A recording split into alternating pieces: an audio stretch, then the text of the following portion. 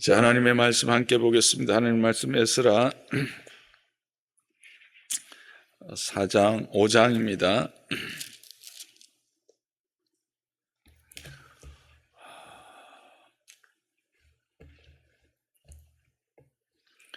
에스라 5장 1절에서 5절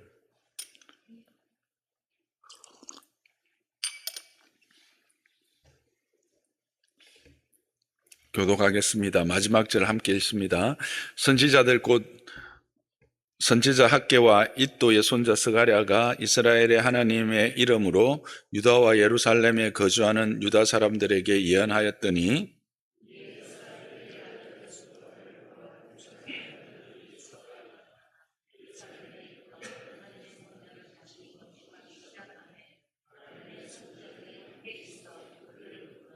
그때 유브라데 강 건너편 총독 단느네와 스달보스네와 그들의 동관들이 다 나와 그들에게 이르되 누가 너희에게 명령하여 이 성전을 건축하고 이 성곽을 마치게 하였느냐 하기로 함께 했습니다. 하나님이 유다 장로들을 돌보셨으므로 그들이 능히 공사를 막지 못하고 이 일을 다리오에게 아뢰고 그 답장에 오기를 기다렸더라. 아멘. 우리는 지난주 너희는 우리와 상관이 없는 이라는 제목으로 이 바벨론 귀환과 또 그 이후에 이스라엘 공동체의 예배 회복 그리고 성전의 기초가 놓여지고 건축을 시작했던 일들을 함께 살펴보았습니다. 그 과정에서 사마리아인들의 방해와 또 그것에 대한 그들의 분명한 선포 그리고 결국은 완성되어지는 그 성전의 기초를 함께 살펴보았고 그렇지만 또 사마리아 사람들이 끝까지 그 일에 방해해서 결국은 성전 건축이 멈추어 16년간의 세월이 흐르게 됩니다. 오늘은 이어서 이제 이 멈추었던 16년간의 성전이 어떻게 재개되었으며 그 과정에서 어떤 하나님의 도우심과 역사가 있었는지를 함께 살펴보면서 은혜를 나누고자 합니다. 이제 르훔과 심세 그들의 이제 방백과 서기관이었죠. 르훔과 심세가 아닥사스다 왕에게 올린 그 상소문으로 결국은 예루살렘 성전 공사가 중단되었지 않습니까? 나팔절을 시작하는 그 7월 달에 뜨거운 예배에 대한 열정과 또 성전 건축이 시작되어 그 기초가 나아졌던 그 감격들, 함성들, 그것들이 다 외부의 집요한 방해와 정치적 압박 가운데에서 멈춰서 버렸습니다. 그렇게 이제 성전 건축이 물 건너가는가 하고 생각하고 있을 그때에 하나님의 말씀이, 하나님의 예언이 두 선지자에게 전거되어집니다. 그것이 바로 학개와 스가랴입니다. 그것이 오늘 1절에 우리 있는 말씀이죠. 오늘 그것을 본문은 하나님의 예언이 선포되었다. 하나님의 예언이 그들에게 주어졌다라고 이야기합니다.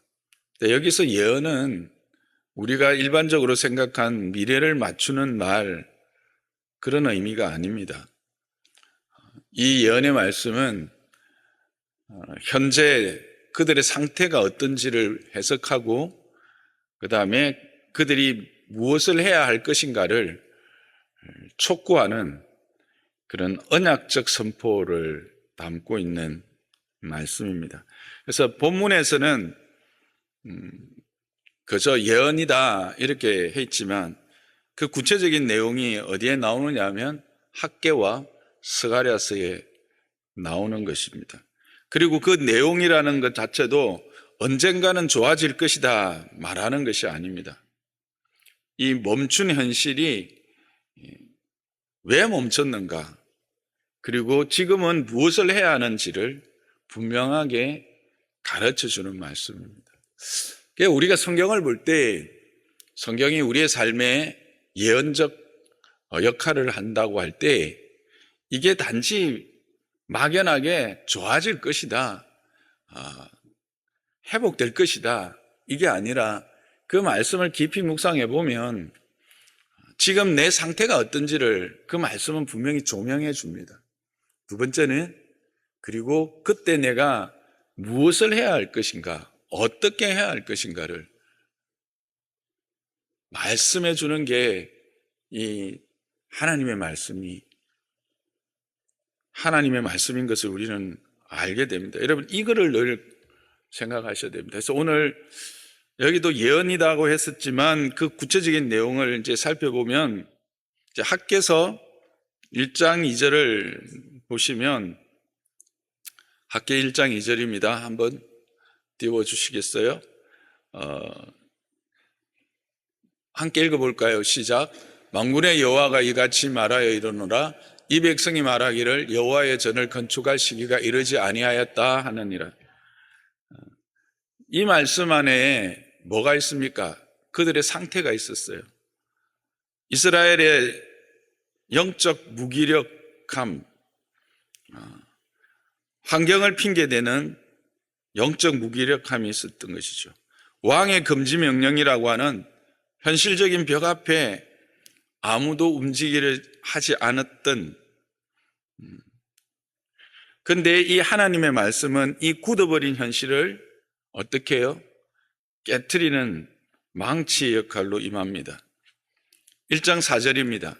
학개 1장 4절과 1장 9절을 함께 읽어봅시다. 시작. 이 성전이 황폐하였거늘 너희가 이때에 판벽한 집에 거주하는 것이 옳으냐. 판벽한이라고 하는 것은 아주 잘 지어진, 잘 꾸며진 집이라고 하는 뜻입니다. 이게 이제 한문을 그대로 이제 썼는데 이건 풀어 써도 좋을 것 같아요. 성전은 이렇게 황폐하였는데 이때 너희가 잘 꾸며진 집에 거주하는 것이 옳으느냐. 그러면서 1장 9절에 이렇게 말씀하시죠. 시작. 너희가 많은 것을 바랐으나 도리어 적었고 너희가 그것을 집으로 가져갔으나 내가 불어버렸느니라. 나 만군의 여호와가 말하노라. 이것이 무슨 까닭이냐. 내 집은 황폐하였으되 너희는 각각 자기의 집을 짓기에 빨랐습니다. 그들이 뭔가를 많은 것을 바라고 또 그것으로 가져갔지만 결국 아무런 손에 잡히는 게 없었다라는 겁니다. 왜냐하면 하나님께서 그것들을 다 막으신 것이죠.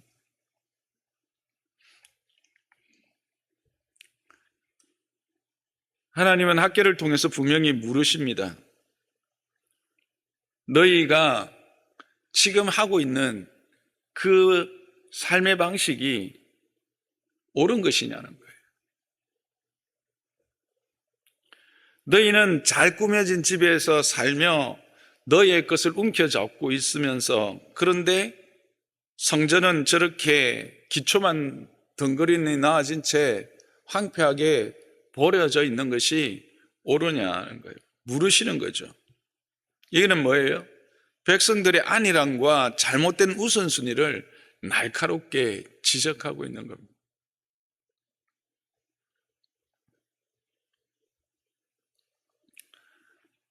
그러나 하나님은 이렇게 질책하고만 끝나는 게 하나님이 아니시죠. 그들을 격려하십니다. 학개서 2장 4절입니다. 함께 읽어봅시다. 시작. 그러나 여호와가 이르노라. 스룹바벨아 스스로 굳세게 할지어다. 여호와사닥의 아들 대제사장 여호수아야 스스로 굳세게 할지어다. 여호와의 말이니라. 이 땅의 모든 백성아 스스로 굳세게 하여 일할지어다. 내가 너희와 함께 하노라. 만군의 여호와의 말이니라. 스룹바벨과 여호수아에게 하시는 말이 뭡니까? 예수와에게 하시는 말씀이 뭡니까? 스스로 굳세게 하라는 겁니다. 또 백성들에게도 동일합니다. 스스로 굳세게 하라. 이 스스로 굳세게 하라고 분명히 이야기합니다. 왜 그렇습니까? 내가 너희와 함께 함이라. 여호와께서 함께 하겠다라는 겁니다. 환경에, 그 상황에 너희들을 방치하지 말라는 것이죠. 그러면서 스가랴를 통해서 이렇게 또한 말씀합니다. 스가랴서 4장 6절에서 7절입니다. 시작. 그가 내게 대답하여 이르되 여호와께서 서룹하신 말씀 이러하니라. 만군의 여호와께서 말씀하시되 이는 힘으로도 되지 아니하며 능으로도 되지 아니하며 오직 나의 영으로 되느니라. 큰 산아 내게 무엇이냐? 내가 스룹 앞에서 평지가 되리라. 그가 머릿돌 내놓을 때에 무리가 외치기를 은총이 그에게 있을지어다 하리라. 이 핵심이 뭡니까? 너희 힘으로 되지 않는다는 말입니다. 너희 능력으로도 되지 않는다는 겁니다. 오직 뭐예요? 나의 영으로 되리라. 그리고 그렇게 되었을 때 결국 너희가 하나님의 은총을 외치게 된다. 높은 산들이 스룹바벨 앞에서 평지가 되어질 것이다. 그렇게 말씀하십니다.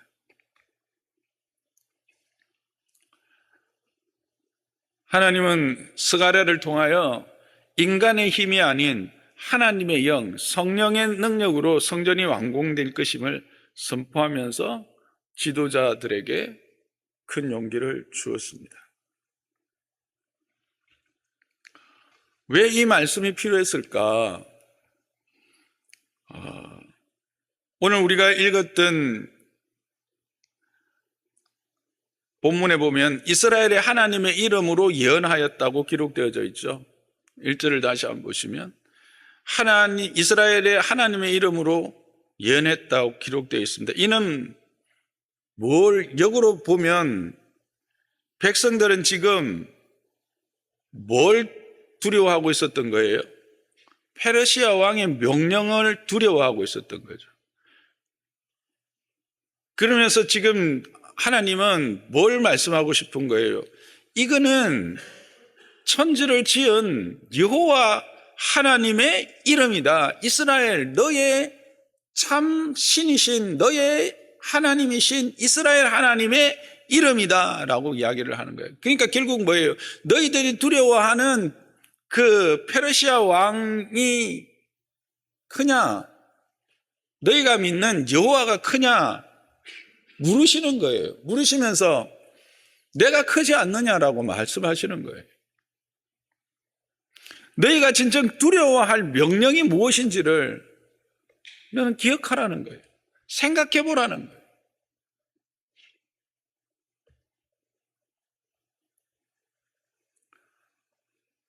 땅의 권력에서 우리의 시선을 하늘의 권력, 하늘의 하나님께 시선을 맞추게 하는 거죠. 결국 여기서 우리가 또 확인하게 되는 이 예언이라고 하는 것, 하나님의 말씀이라고 하는 것은 결국은 우리의 시선을 어디에서 어디로 옮기는 거예요? 땅에서 하늘로 옮기는 거예요.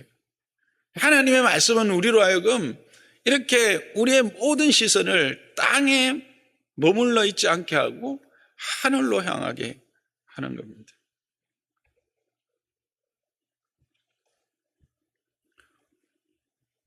여러분, 우리가 지금 계속 이 에스라 본문에서 확인하는 귀환한 이스라엘 백성들이 이 학개와 스가랴 선지자가 성전 건축을 재개하라는 메시지를 전할 때 반대자들이 없어졌습니까? 제국이 의심의 눈초리를 거두었습니까? 아닙니다. 반대자들이 엄연히 버티고 있었고 제국은 여전히 의심의 눈초리를 바라보고 있었습니다. 눈초리로 바라보고 있었습니다. 그리고 그것들 때문에 일단 16년이 지났으니까 건축의 열기는 어떻겠어요? 처음에 기초를 낳았을 때 그 열광적인 열정들은 어떻게 됐을까요? 다 식어버렸을 거예요. 그리고 학교서를 보면 결국 그 기간 동안 여러 가지 기근들이 있었어요. 그래서 경제적인 어려움과 빈곤이 더 심화된 거예요. 뭔가 좀 우리 생각에 부유하게 되고 뭔가 여유가 있었으면 그래도 성전 건축을 좀 해보고 싶은 마음이 있었지 않겠습니까? 그런데 지금 말씀이 임한 이 시점은 그 모든 것들이 다 오히려 없는 상태예요. 메뚜기가 먹고 황충이 먹고 다 사라지고, 시작하지 않아도, 성전 건축을 다시 시작하지 않아도 되는 이유가 수도 없이 많았어요.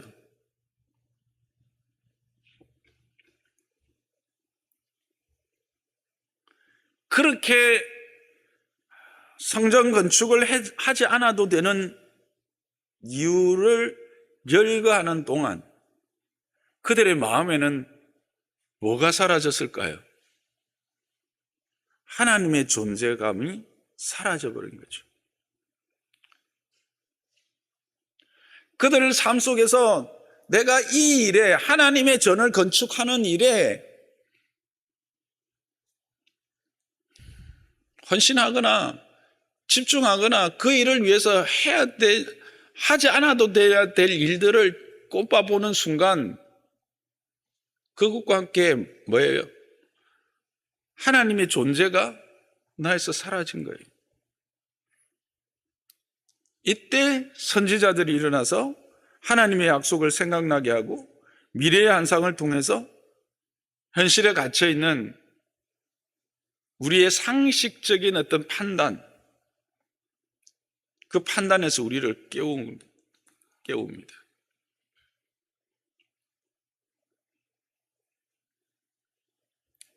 말씀이 이런 것입니다. 말씀은 우리가 이 땅에서 살아가면서 하나님의 뜻대로 살지 않아도, 하나님의 그 의를 쫓아가지 않아도 될 많은 이유들이 우리 안에 늘 상존하고 그것들이 우리 앞에 계속 나타납니다. 그래서 우리는 그것들을 헤아리고 그것들에 집중하다 보면 하나님께 집중하지 않고 하나님을 바라보지 않아도 될 수없이 많은 이유들이 생각나고 변명이, 아주 분명한 이유들이, 변명들이 있어요. 그런 순간 우리 안에 뭐가 사라져요? 하나님이 사라져요. 그게 지금 이스라엘의 형편이었던 거죠. 근데 그때에 그것을 일으킨 것이 뭐예요? 말씀이에요. 말씀.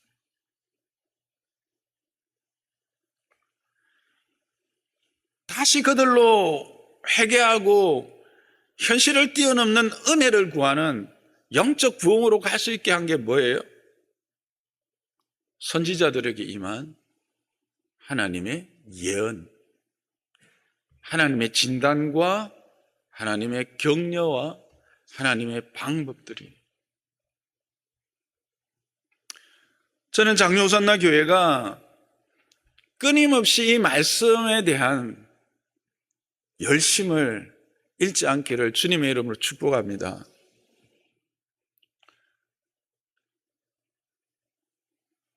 그래서 오늘 본문은 2절에 뭐라고 말합니까? 일어났다라고 말합니다. 2절을 보면 이에 스알디엘의 아들 스룹바벨과 요스닥의 아들 여수아가 일어나 이런다. 저는 이게 일어나 쉽게 생각할 수 있는데 이게 의미가 뭘까 좀 찾아봤어요. 사전적인 의미는 그냥 일어나다라는 의미죠. 근데 이 일어나라는 것은 4장 24절에 말했던 그 중지된, 공사가 멈춘 그 중지됨에서 일어나는, 다시 지도자가 자기의 직무로 회복시키는 그런 의미입니다. 그런 결단, 의지적 결단이 담겨있는 단어입니다. 말씀은 이런 겁니다. 하나님의 말씀은 우리로 하여금 세상이 중지시켰고, 그래서 세상의 여러 가지 이유들로 다 포기하고 멈추선 우리를 다시 하나님의 일로, 하나님을 내 삶의 가장 소중한 분으로, 가장 힘있고 능력 있는 부분으로 인정하면서 그분이 원하시는 것이 무엇인가를 향해서 일어나게 하는 것, 그게 하나님의 말씀이었다는 거예요. 그렇게 해서 하나님은 하나님의 일들을 이루어 가십니다. 어떤 자들, 그렇게 하나님의 말씀에 사로잡혀서 그 말씀에 순종하며 일어나는 자들을 통해서 그 일들을 이루어가는 거예요. 이 땅이 어둡습니다. 이 땅이 혼란스럽습니다. 이 땅이 지금 교회가, 하나님의 말씀들이 너무 혼란스럽습니다. 그래서 우리는 그냥 하나님의 말씀 앞에 서지 않을 수없이 많은 이유들을 찾아내고, 그것들이 충분한 사람들로 그럴 수 있다라고 인정받을 수 있는 이유들입니다. 그러나 그럴 때 우리 안에 뭐가 사라진다고요? 하나님이 사라져요. 하나님의 뜻이 사라져요. 나의 존재 이유와 목적이 사라져요. 다시 회복시킬 수 있는 것은요, 하나님의 말씀입니다.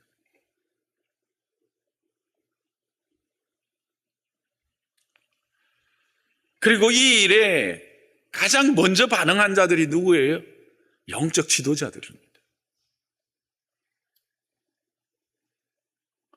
이 말씀이 학개와 스가랴를 통해서 스룹바벨과 예수아에게만 주어진 겁니까? 물론 스룹바벨과 예수아를 말씀에서, 학개와 스가랴의 말씀에서 강조하고는 있어요. 지도자들에게 먼저 선포하고는 있지만 다 들려줬어요. 그렇지만 중요한 것은 뭐예요? 지도자들이 거기에 대해서 앞서서 각성하고 따랐다는 사실. 그래서 영적 지도자가 얼마나 중요한지 여러분이 참 귀하게 생각하고 기도하셔야 합니다. 그래서 교회에 이 말씀을 선포하는 영적 지도자의 역할이나 자리가 그 공동체를 이끌어가는데 참으로 소중한 역할을 합니다. 저 잘되라고 저를 위해서 기도해달라고 말하지 않습니다. 제 먹고 사는 것 위해서 기도할 필요 없습니다. 제가 이 시대를 분별하고 이 시대에 주신 하나님의 말씀을 분별하고 온전하게 증거할 수 있도록 여러분 기도해 주셔야 합니다. 그리고 주의 말씀이 임했을 때 그 말씀에 모든 환경과 상황을 뛰어넘어서 말씀 하나 잡고 분연히 일어나서 참된 것은 참된 것이다, 옳은 것은 옳은 것이다 말할 수 있는, 말씀을 말씀으로 전파하고 가르칠 수 있는 자가 될 수 있도록 저를 비롯한 우리 교육자들을 위해서 여러분 기도해 주셔야 합니다.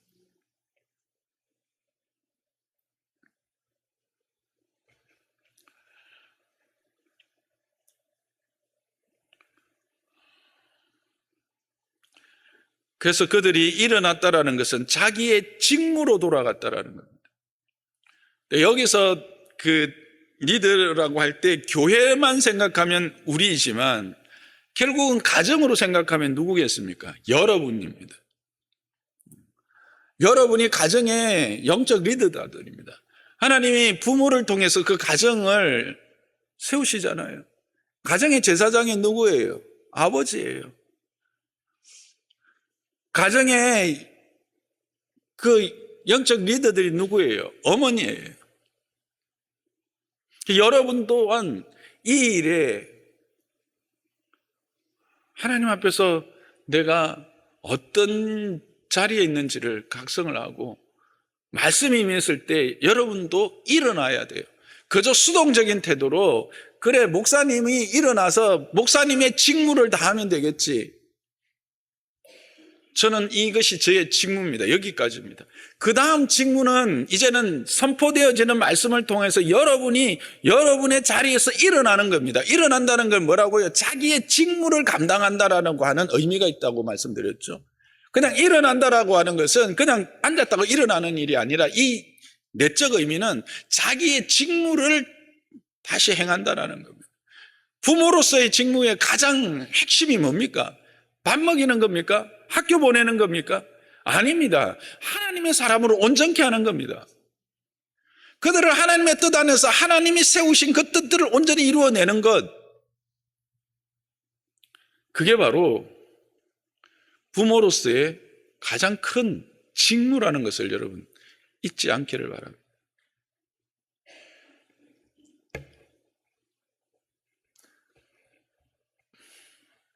이렇게 우리에게 주어진 직무, 일이 무엇인가를 생각하고 그렇게 일어날 때 그들을 통해서 하나님이 일하시는 거죠.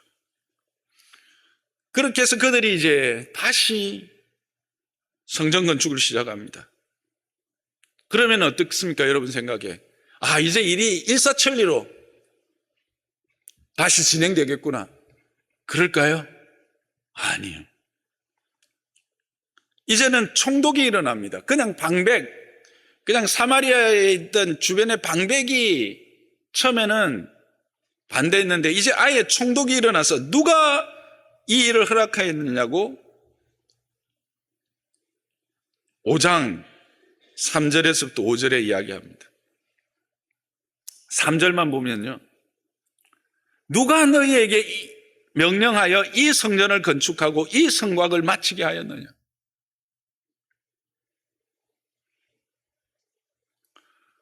사장의 방해꾼들보다 더 고위급 관리들이 관여합니다. 그래서 에스라 5장 17절에 보면 총독 단느네가 왕에게 편지를 보냅니다. 이 사람들이 고레스 왕이 조서를 내려서 성전을 건축하라 했는데 정말 그렇게 했는지 고레스는 이미 죽었거든요. 확인해 달라고 합니다. 그래서 고레스가 그것을 이제 찾는 이야기들이 5장의 후반부에 이어집니다. 근데 여러분 여기서 들으면서 또 이런 생각하지 않습니까? 이런 질문하지 않습니까? 애써 하나님의 일을 하려고 하는데 왜 이렇게 번거롭고 수고스러운 일이 많이 일어나는가라는 거예요. 하나님이 말씀하셨고 그 말씀에 대해서 순종하여 일어났는데 아니 그러면 하나님이 쫙 대로를 만들어줘야지 뭐 또 태클 걸리는 일이 또 일어나냐는 거예요. 그렇습니다, 여러분. 하나님의 일을 우리가 다 이해할 수 없어요. 하나님이 일하시는 방법을 우리가 다 알 수가 없다는 거예요. 때로는 순풍보다는 역풍을 더 세게 불게 하시는 하나님이 이해할 수 없어요. 하나님을 이해할 수 없어요. 그런데 여러분, 우리가 이제 내용을 아시는 분은 알 거예요. 이 다뜨네의 팩트 체크, 다리오 왕에게 그 고레스 왕이 명한 것이 사실인가 하는 것을 확인하는 걸 통해서 어떤 일들이 일어납니까? 정말 고레스가 그와 같은 일을 했다는 사실을 확인하게 되지 않습니까?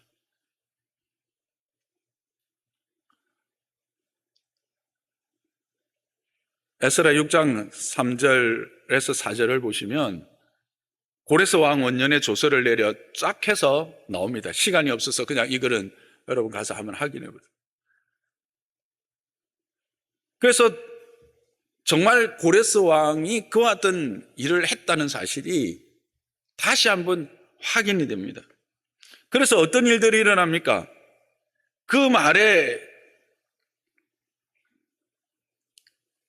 다시 이제 내려온 조서는 어떤 내용입니까?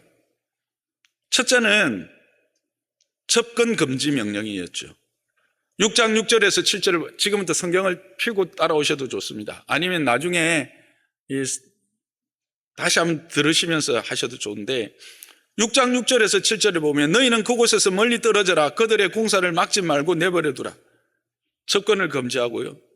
그리고 나서는 성전 건축 비용의 전액을 지원할 것을 명합니다. 그게 6장 8절입니다. 그들이 짓는 비용은 강 건너편에서 거둔 세금을 끊임없이 주어서 공사가 멈추지 않게 하랍니다. 그것뿐입니까? 한 걸음 더 나가서 제사를 위한 그 성전 건축뿐만 아니라 성전 건축 위하여 이후에 제사를 지내는 모든 물품들까지 지원하라고 명령합니다. 그게 6장 9절에서 10절 말씀이시죠. 그러면서 마지막으로 엄중한 경고를 내리는 게 6장 11절입니다. 누구든지 이 명령을 어기면 그 집의 들보를 빼내어 그를 그 위에 매달고 그 집은 거름더미가 되게 하려. 여러분 어떻습니까? 너무 벅차지 않습니까? 완전히 10대 빵으로 짓고 있다가 9회 말에 투아웃 이후에 10대 11로 그냥 엄청난 사건입니다.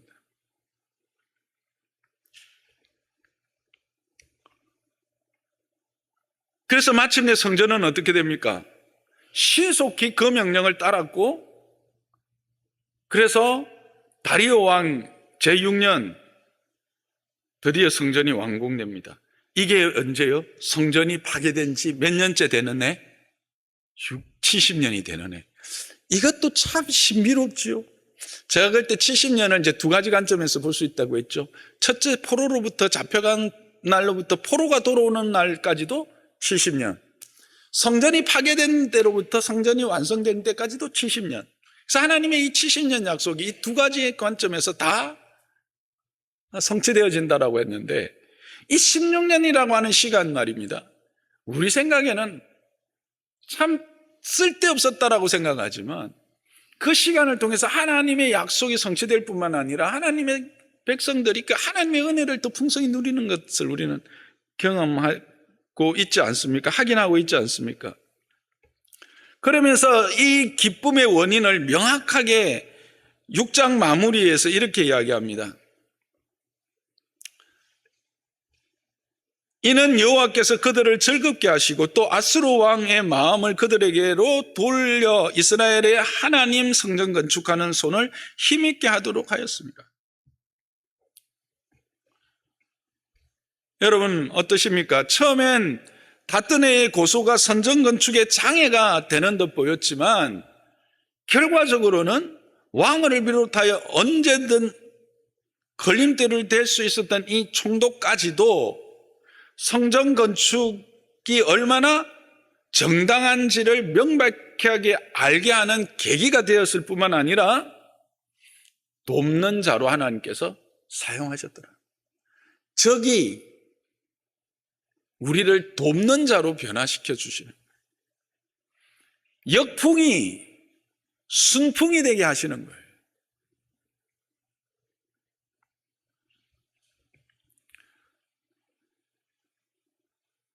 그렇습니다. 때로는 우리를 힘겹게 하는 역풍도 하나님이 만지시면 언제든지 우리를 변화시키고 돕는 순풍이 되게 하신다는 사실. 이런 은혜가 여러분의 삶에도 동일하게 나타나기를 믿으시기 바랍니다. 어떻게 할 때요? 하나님의 말씀이 우리에게 예언으로 임할 때 그 예언의 말씀을 내가 듣고 일어서는 겁니다. 그래서 나의 직무로, 나의 자리로, 나의 역할로 온전히 헌신하게 칠 때 그런 일들이 일어나는 거죠.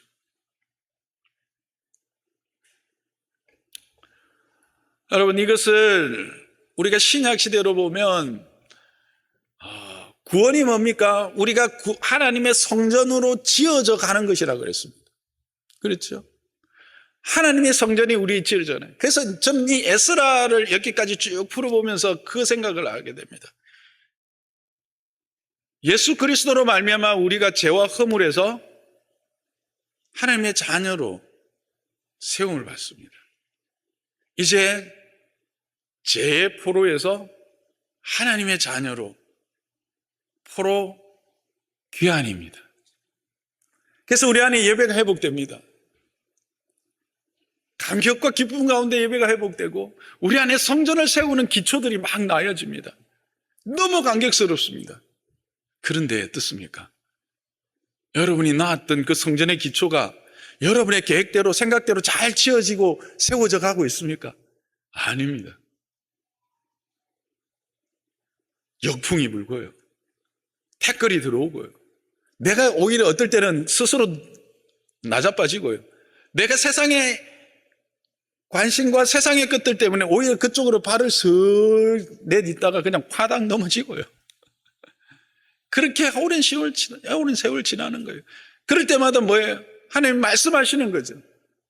그 말씀을 통해서 우리는 다시 깨닫게 되는 거예요. 책망받기도 하고요. 격려받기도 하는 거예요. 그러면 다시 일어나는 거죠.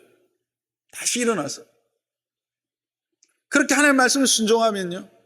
전에 나를 막고 있던 그 모든 벽들이 오히려 내가 외부로부터 공격당하는 것을 막아주는 벽이 되기도 하고요. 그래서 내가 큰 나무가 되어서 이제 그 벽이 내 보호막이 되는 그런 엄청난 은혜를 누리게 되는 거예요. 결국 그래서 어디로 가는 겁니까? 성전이 완성되어서 하나님의 영광이 되어지게. 그게 우리의 믿음의 여정이에요. 우리의 구원이라고 말하는 거예요.